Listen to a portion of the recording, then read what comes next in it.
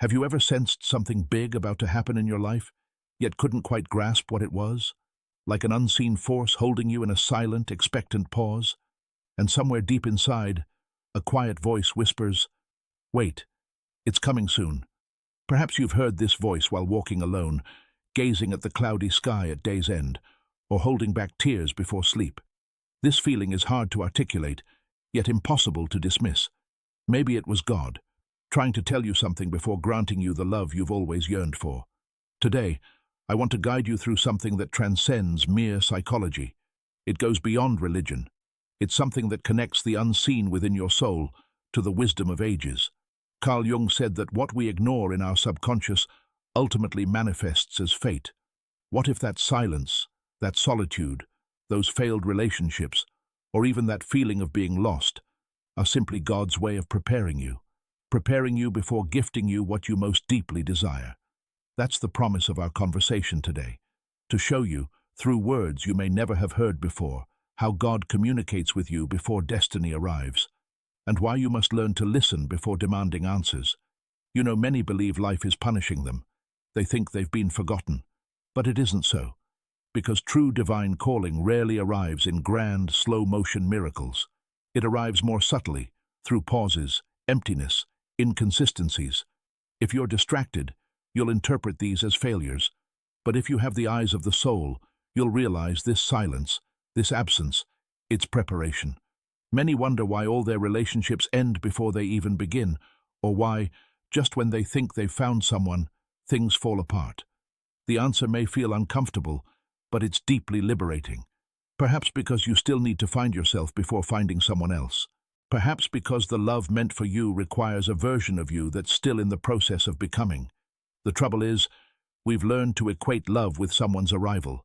But Jung and mystics, philosophers, poets before him, all said the same thing. True love only arrives when you become whole in its absence, when you no longer need another to validate yourself, when you stop begging for emotional crumbs because you've discovered you're already nourished, when you embrace your own company, when you're self-sufficient. That's when new energy begins to flow. Because God doesn't send love to complete you. He sends love to overflow what you've already built with him. But what happens before that? Life feels stagnant. Things don't flow. And you sense a huge emptiness in your chest. But that emptiness isn't a punishment. It's a glass being emptied. Because as long as it contains dirty water, there's no room for the new. And even more importantly, if you don't learn to keep the glass clean, everything will get polluted again. The universe, God, the unseen, is less interested in your desires and more in your structure. They want to know if you can hold the love you so earnestly request. And that's where the soul enters the most subtle and demanding process of all, purification. But this purification doesn't happen at expensive spiritual retreats or with pre-packaged phrases from self-help books. It happens in silence. On the day you receive no messages from anyone, yet still choose to smile. In the moment someone rejects you, and you no longer feel it defines your worth. In the decision to remain steadfast, even when everything inside you wants to retreat to your comfort zone. It's in these invisible micro-decisions that your soul tells God, "I'm ready." Jung called it meeting the self. It's when the ego, that part of you that wants to control everything, to be accepted, loved at any cost, begins to dissolve. What remains is the most essential. Who are you, truly? Without masks, without defenses, without lack. And it's in this version of you, pure, healed, harmonious, that the love meant for you begins to make sense. But note this love won't come to heal your wounds. It will come when you've already learned to tend to them. It won't come to rescue you. It will appear when you already understand that you need no saving. So, before it arrives, life will test you. It will leave you alone. It will show you your voids, not to torment you, but to see if you're still seeking someone to escape yourself, or if you've finally learned to be with yourself. You won't meet the love of your life in a moment of desperation, but in a moment of flourishing. Not when you're begging to be chosen, but when you've already chosen yourself. And do you know why? Because true love isn't based on need. It's based on abundance. It doesn't ask, it gives. It doesn't demand, it shares. And only someone who already possesses something within can share. And that something, my friend, is what God is creating within you now, in the silence, in the waiting, in the days when it seems nothing is happening. But that's not true. Something is happening inside you. You might think, but I already understand all this. I've already grown. I'm ready. And still, nothing happens. And I tell you, that's also part of the process, because after understanding comes another test, the test of consistency. God wants to know if you'll remain true to this new version of yourself, even if you don't receive immediate reward. He wants to see if your love for yourself is stable or conditional. Carl Jung said, "Everything that does not become conscious returns as fate." And perhaps the destiny you so desire hasn't arrived yet simply because you haven't yet realized that you are compatible with it. You want love, but still feel abandoned. You want connection, but still carry resentments. You want ease, but still react like someone who needs to control everything. That's why life is holding you back. Not because it wants to disappoint you, but because it wants to align you. And in this process, there's pain, there's longing, there's frustration, but there's also a beautiful rebuilding. Each time you choose to remain at peace, even when you're lonely. Each time you speak more truthfully. Each time you learn to listen to yourself. You become who you're meant to be.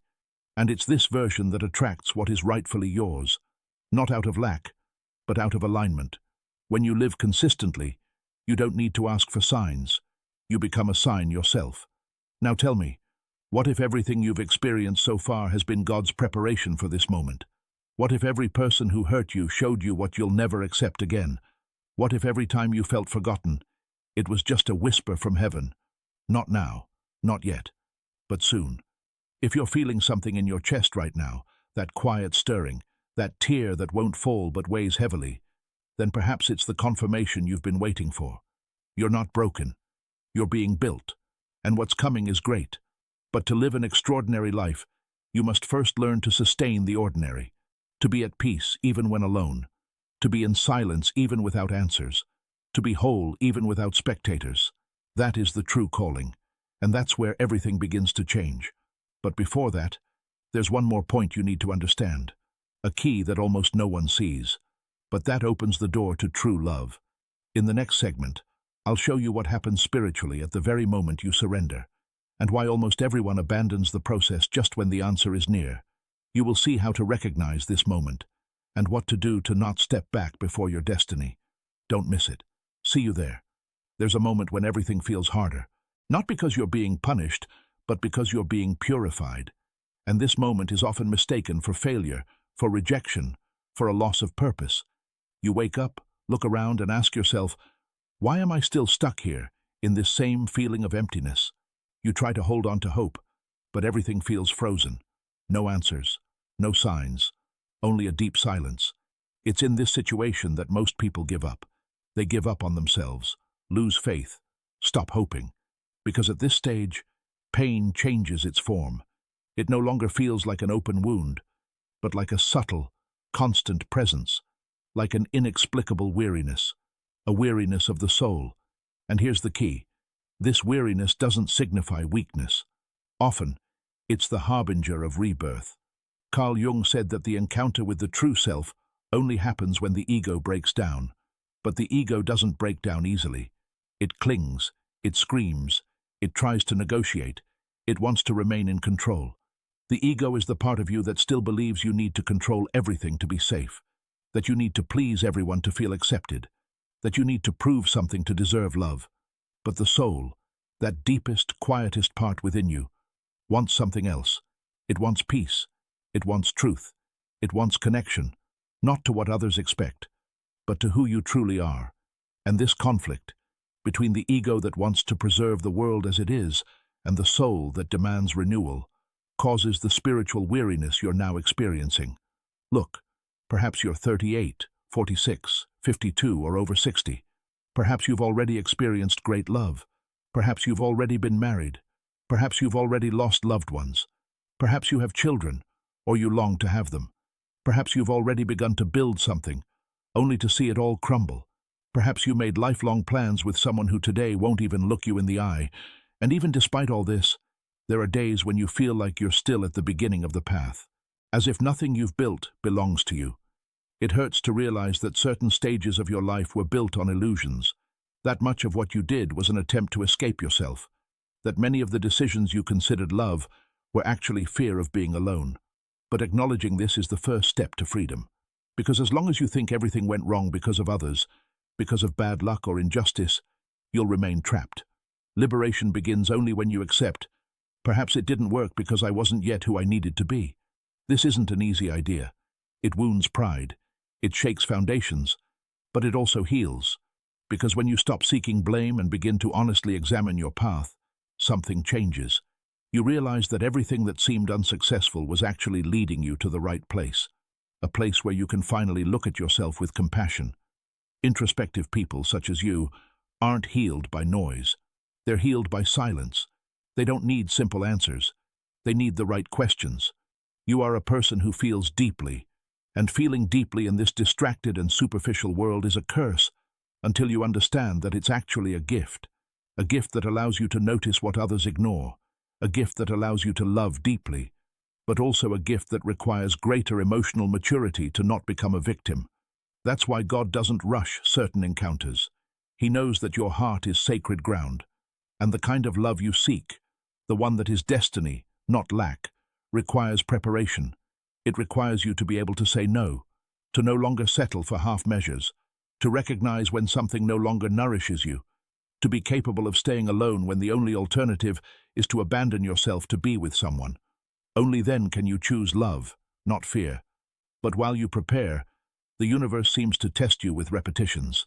The same situations arise, the same patterns appear, the same feelings of rejection, abandonment, loneliness. And you ask yourself, have I understood nothing? The answer is, you have understood, but you're being invited to react differently. Because true learning isn't theoretical. It's practical. It doesn't matter how much you've read, how many videos you've watched, how many conversations you've had. What matters is how you react to pain when it knocks on your door again. A simple example. Perhaps you've been in relationships where you were humiliated, ignored, used. You left them saying, never again. But a few months later, you're accepting crumbs again. Do you know why? Because your body is still programmed to confuse love with survival. Because once, perhaps in childhood, you learned that you have to make an effort to be loved. And the subconscious doesn't change with promises. It changes with repeated, conscious, and consistent decisions. It's right here that many people get stuck, because they rationally understand what needs to be done, but can't sustain it emotionally. They know they deserve more, but return to less. They know they should move forward, but remain attached to the past. And what they need most at this stage is not more content, but structure, a daily practice, tools that will help them support what they've already understood intellectually. And that's where something essential comes into play. There is a practical, accessible, and profound way that can help you go through this path with greater awareness and confidence. The ebook, Jung's Method by Liud, 5 minutes a day for inner peace and clarity of mind, was created precisely for this moment of the path. When you know you're on the verge of great changes, but still have difficulty maintaining peace of mind, focus of heart, and order of emotions. It's not a magical solution, but it's a sure step in transforming inner chaos into clarity and quiet strength. It's available in the pinned comment of this video, so that you can start today if you feel the call inside. You no longer have to wander aimlessly, and everything that is born inside you will be nurtured with greater strength of purpose and peace, if grown with love. Because the love you are looking for is not outside. It begins here, where you choose to take care of yourself deeply, even before any promises are fulfilled. How many times have you felt you were very close to something, but you didn't know exactly what, as if something was about to happen, but life stubbornly strives to keep everything as it is. And then doubts arise. Maybe I'm making it all up. Maybe I'm fooling myself again. These doubts, that space between what you feel and what you see, it is precisely the place where the universe works the most. It is the place where God says the most. But most people expect him to speak with evidence, with obvious miracles, with certainty. But he whispers. He whispers through long pauses, through doors that don't open, through people who leave, through emptiness that hurts. And if you haven't learned to listen to the whispers, you can get lost in the search for screams. Life won't show you the next chapter until you finish the previous one. But how do you finish what is still throbbing inside? How do you close cycles that left open wounds? Here's an inconvenient truth. Sometimes the universe doesn't close the door so you can leave. It closes it so you can look. Look at what you have been avoiding for years. Look at the fear that you masked as independence. At the pride that you hid behind the mask, "I don't need anyone." At the lack that you learned to call intensity. Have you ever wondered how many parts of you are surviving today? Are they living? How many decisions are you making out of fear of repeating the past? How many times do you undermine yourself without noticing it, simply because you have learned that being happy is too risky? Do the exercise right now. Remember the last moment when you experienced something deep with someone. It could be recently or many years ago. Now answer honestly. You were able to give yourself completely? Or did you feel that part of you was still defending itself, even when the other person said they loved you? This happens because even when love appears, if you are still attached to old structures, your soul shrinks. It will hide behind phrases like, "I am like that," or better not to build expectations, not because you are weak, but because you are trying to protect yourself from pain that you already know. And here is the most amazing thing. Sometimes life gives you the exact opposite of what you asked for, just to see how you will react. You ask for love and you get coldness. Ask for freedom and you find yourself surrounded by restrictions. You ask for the truth and you are faced with silence. Why is that happening? Because before giving you what you want, the universe shows you everything that will still get in your way when the new comes. This is a quiet test, a divine test. It puts you in situations that still trigger you, not to hurt you, but to reveal you, to bring to the surface the unconscious mechanisms that still run your life behind the scenes. Have you noticed that certain situations are repeated, as if they were identical scenarios, with different characters? It's as if life is saying, "I'll give you another chance to answer differently." And the question is not whether the world around you will change. The question is, will you respond as you always have, or react as someone who has already understood? Tell me in the comments honestly, what haunts you the most? Absence, rejection, the feeling that you are always waiting for something that will never come. Share it. It is not a sign of weakness, but a sign of presence. Writing can be the first step in breaking patterns that have held you captive for years. Now imagine a little child trying to learn to walk. He falls, gets up, falls again. The adults around do not shout, "Failure," with each fall.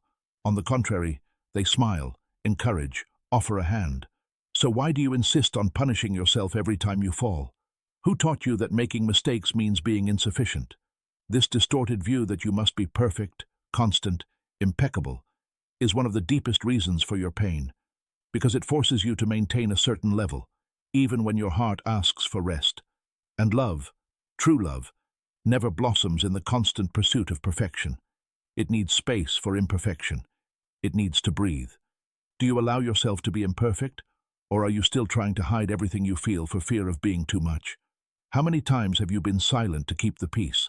How many times have you been silent when your soul wanted to scream, "Stay"?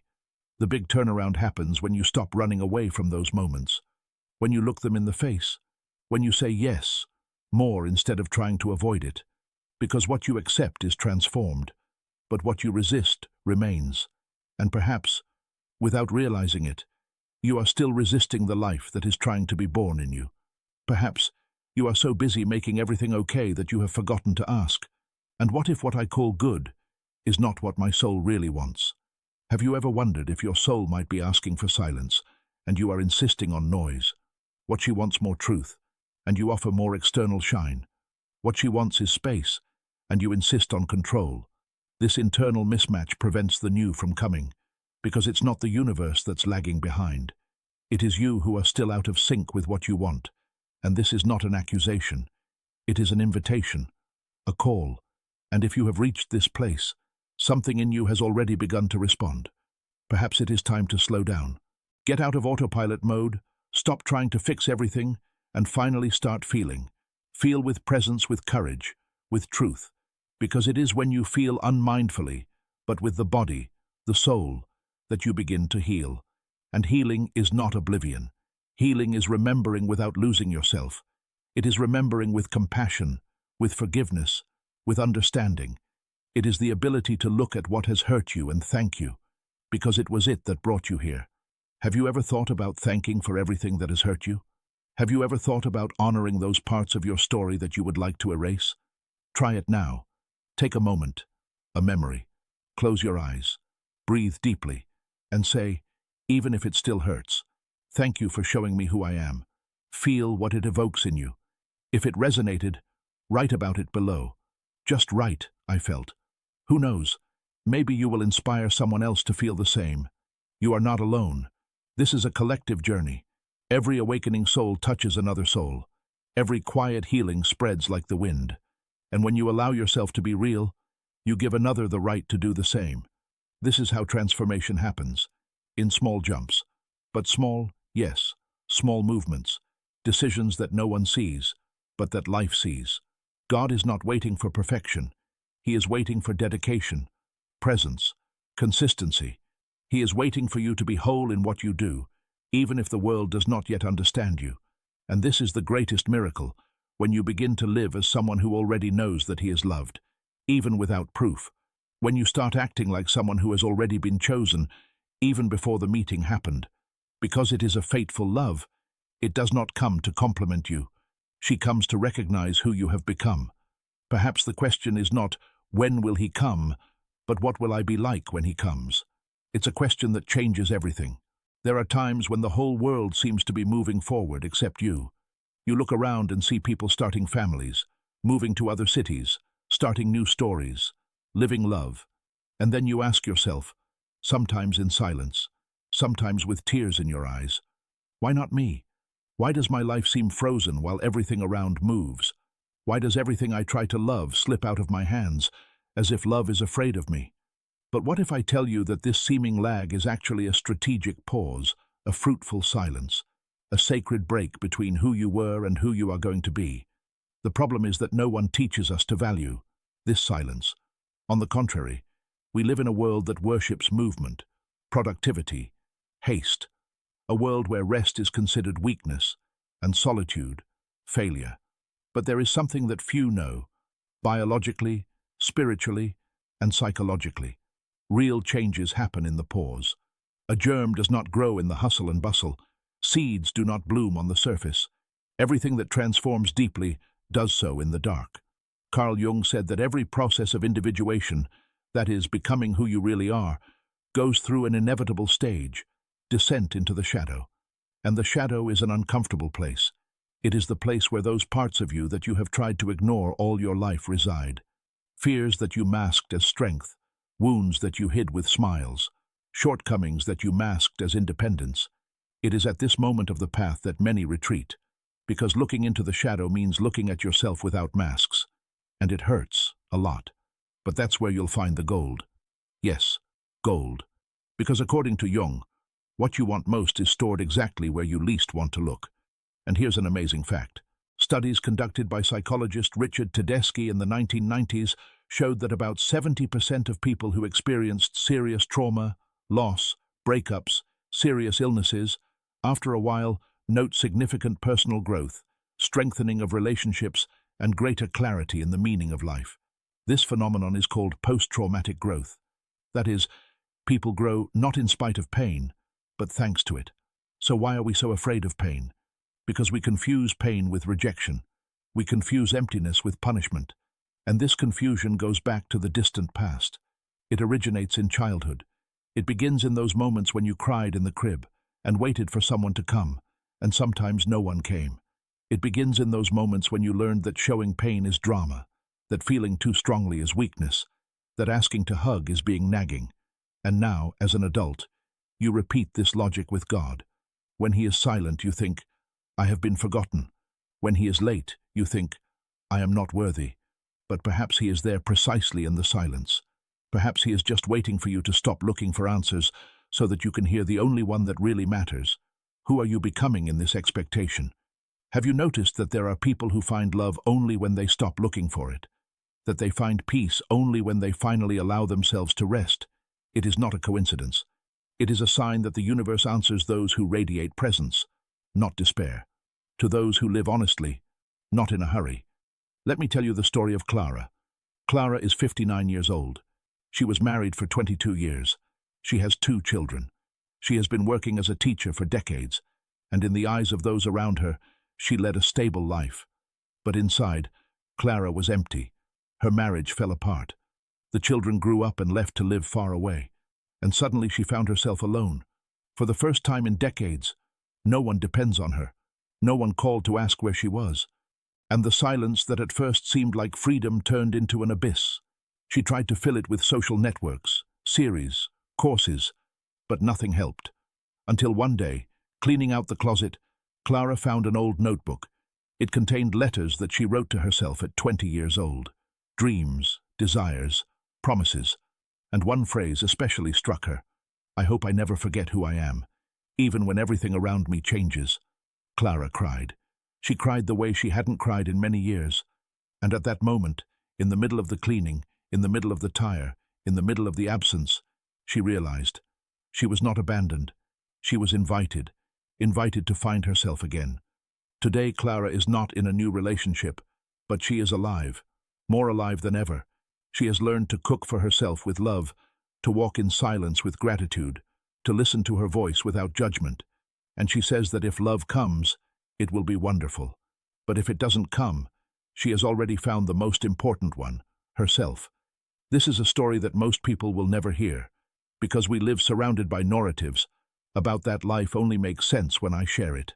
But the soul knows that there is a unique beauty in solitude, the sacred freedom to be whole, even without witnesses. And it is at this moment that the universe changes the nature of the test, because when you stop begging for signs, you yourself become a sign. When you stop looking for guarantees, you become stability. When you become all that you asked for in prayers, God looks at you and says, "Now yes." Only this, "now yes," is not accompanied by fireworks. It comes with subtleties, with small encounters that seem random, but change everything with an unexpected message, an unexpected encounter, ease in the chest that appears in the middle of chaos. Have you ever experienced this? Have you had a moment when even without objective reasons you felt at peace, even with unpaid bills, even with emotional problems, even with an unfinished life? You felt a pleasant silence, a sweet presence, a confidence that came not from logic, but from the heart. Right here if you have ever experienced this. Just right, I felt. It may seem simple, but you don't know how much it can resonate with someone who at this very moment is experiencing the same thing, but thinks they are alone. And here's another amazing fact. Scientists have found that when two people share deep emotional experiences, even virtually, the brain activates areas associated with empathy, a sense of belonging, and emotional self-regulation. In other words, you heal and are healed, just by sharing.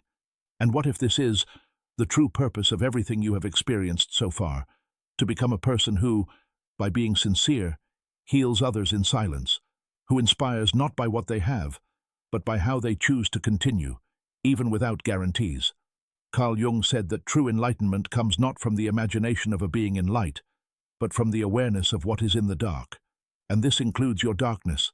It includes your bad days, your breakdowns, your triggers. Transformation does not require perfection, but requires presence. And perhaps you are closer than you think, because the pain you feel now is no longer the pain of abandonment. It is the pain of childbirth, the pain of someone who is born for himself, someone who finally lets go of old ties, old stories. I am like that, which no longer supports you. You don't need to know what will happen tomorrow. You only need to respect who you have decided to be today. And that is enough, because life responds to the vibration of your integrity, not to the strength of your haste. If today is hard for you, if everything seems bleak, if you feel lost, breathe, feel it. And remember, you are not being punished. You are preparing. And the love that will not come to save you. It will come to recognize all that you have already become. There's a quiet, almost imperceptible moment when something inside you shifts and no one sees it. No light flashes across the sky. No one applauds you. No bells ring. But internally, something moves, as if the center of your life ceases to be in the external world and finally starts to pulse within you. And this is one of the greatest turning points a person can experience. The shift of focus from the need for answers to the tranquility of inner presence. You begin to understand that you're no longer reacting as before. What once robbed you of sleep now elicits only a sigh. What once drove you to run now only makes you observe. Unanswered messages no longer make you think you're unloved. The absence of validation no longer paralyzes you. You haven't stopped feeling, but you've stopped depending. The truth is, everything you've experienced thus far, including the silences, the rejections, the breakups, the sleepless nights, and the failed attempts, has led you to this moment. And this moment is sacred because it marks a break with the old version of yourself, the one who begged for signs, who cried out for recognition, who felt small every time the world didn't acknowledge your dedication. Perhaps you now understand that it wasn't rejection, it was redirection. It was a process of deep realignment, because the universe doesn't answer you with words.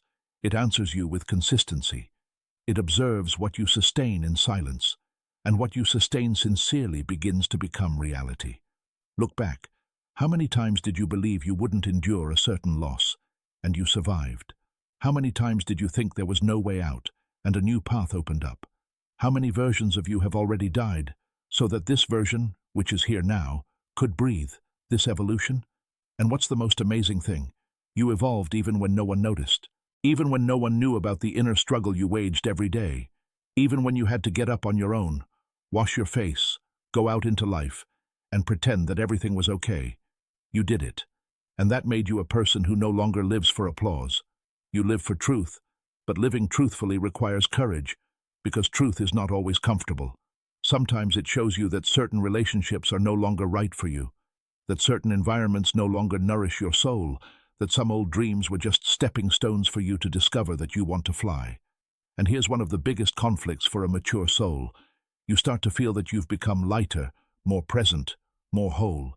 But the world around you still seems the same, as if your vibration has changed, but the scenery has remained the same. And this causes you discomfort, unease. The mind says, if I've changed, why hasn't reality changed? And the soul replies, because it's waiting for you to solidify this new frequency. Imagine a glass being filled with clean water. If you constantly move the glass, the water will never settle. The same thing happens with your energy. The universe doesn't want to know. Can you achieve peace for a few moments? It wants to know. Can you sustain it even when everything around you starts to provoke you again? This is what the real test consists of. Remaining centered even without guarantees. Maintaining your integrity even without recognition. Staying true to yourself, even when everything inside you begs you to return to former comfort. And this, my friend, is spiritual mastery. This is emotional maturity. This is presence. You no longer need to seek signs that you're on the right path, because the main sign is how you feel today. Are you calmer? Are you thinking more clearly? Are you more honest with your emotions? That's a sign. Can you say no to what used to hold you back? Can you embrace the emptiness without despair? That's another sign.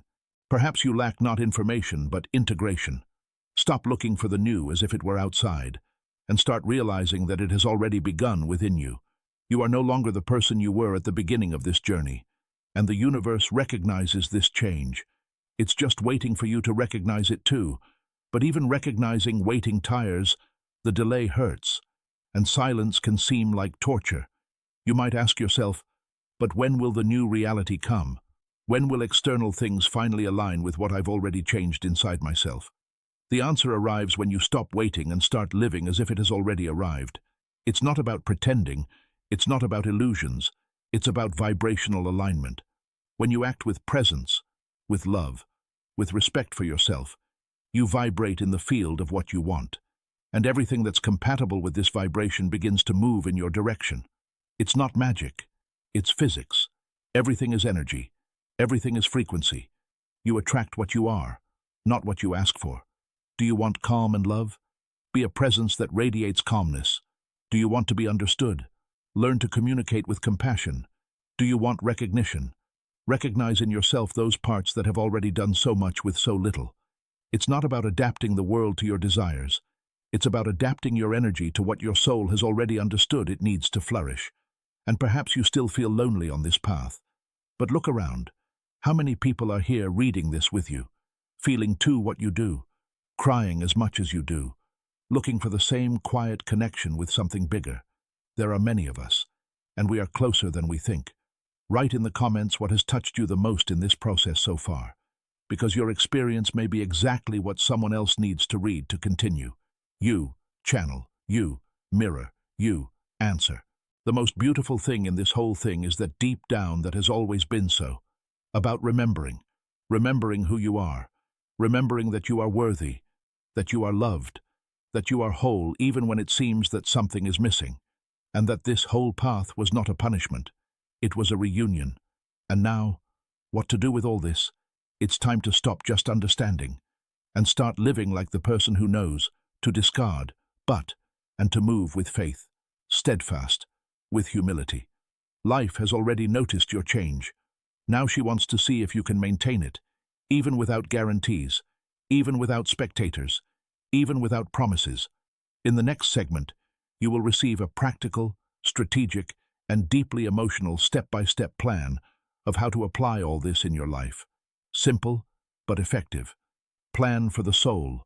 Guide that will not let you return to where you got lost.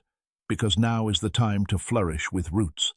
Have you ever noticed that in some moments of life all that's left for you is the choice to keep going? Not because everything's clear, not because you have all the answers, but because something deep inside you refuses to give up. And maybe that something belongs to the soul. Maybe it's that quiet thread that has kept you on your feet even in those days when nobody saw how hard it was. Because there's a pain that isn't visible, a fight that we wage in the dark, and small gestures of courage that don't appear on social media, but that in the eyes of the universe are worth gold. Today, I want to speak directly to that part of you that has never stopped believing, that continued to walk even in silence, that chose to remain whole when everything around collapsed. This part deserves not only recognition but also direction. That is why now that you have gone through this path together with us, it is time to transform everything you have felt, learned and realized into practice, in life, in decisions, in emotional routine. It is not enough to just know. You have to live as if you already understood everything. And for that I want to propose a plan, a script, a map that you can adapt to your life, but that must be felt with the heart.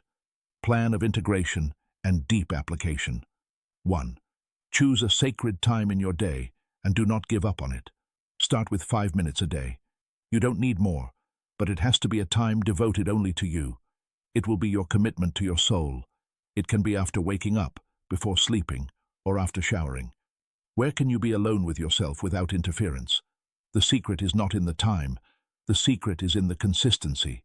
By making this moment a ritual, you are sending a clear signal to the universe. I take myself seriously. 2. Record your feelings without filters.